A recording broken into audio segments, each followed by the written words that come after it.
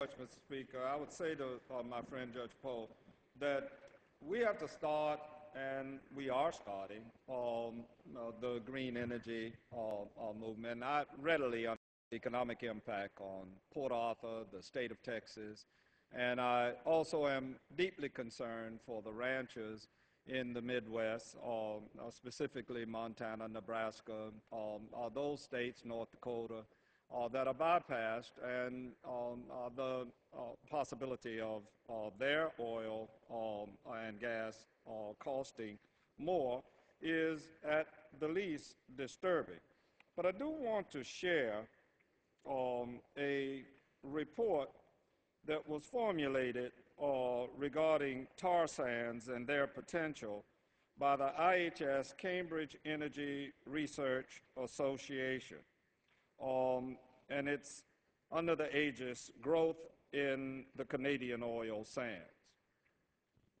What it says, and I would urge my colleague from Florida to know that I'm the last speaker, so when I finish, I don't know how many more speakers you have. Tar sands, which are also known as oil sands, are a combination of clay, sand, water, and bitumen, a heavy black asphalt-like hydrocarbon that cannot extracted through a well, cannot be extracted through a well like conventional oil.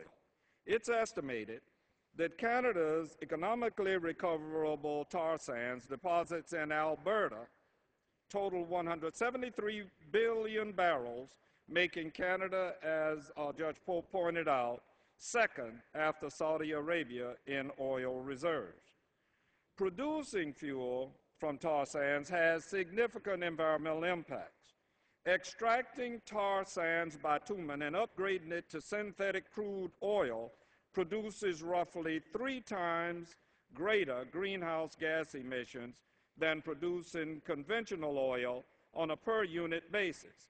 Tar sands development also destroy boreal forests and wetlands and wildlife habitat, kills migratory birds, and degrades water quality and air quality.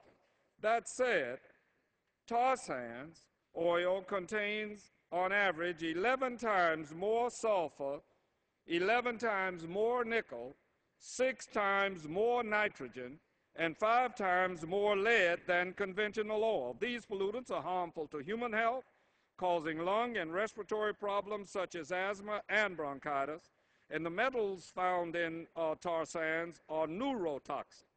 The pollutants released by refining tar sands causes acid rain, smog, and haze, and communities living near these refineries report elevated levels of cancer. Mr. Speaker, the bill before us overrides current law for the sake of padding the pockets of oil companies' CEOs and fails to create significant sustainable jobs for the average American in the growing sustainable energy sector. This bill will never become law and is once again a waste of our time. I oppose this unnecessary, opportunistic legislation for many of the same reasons that I've made it very clear, as have others, but I have made the vow to be the last man standing in the fight against expanding offshore drilling, and I may be among those that will continue to stand against transborder tar sands being transmitted here for purposes of going out onto the world market and not allowing for any reduction in the cost of gasoline in the United States of America. I urge my colleagues to vote no on the rule and the underlying legislation, and I'm at this time, Mr. Speaker, prepared to yield back the balance of my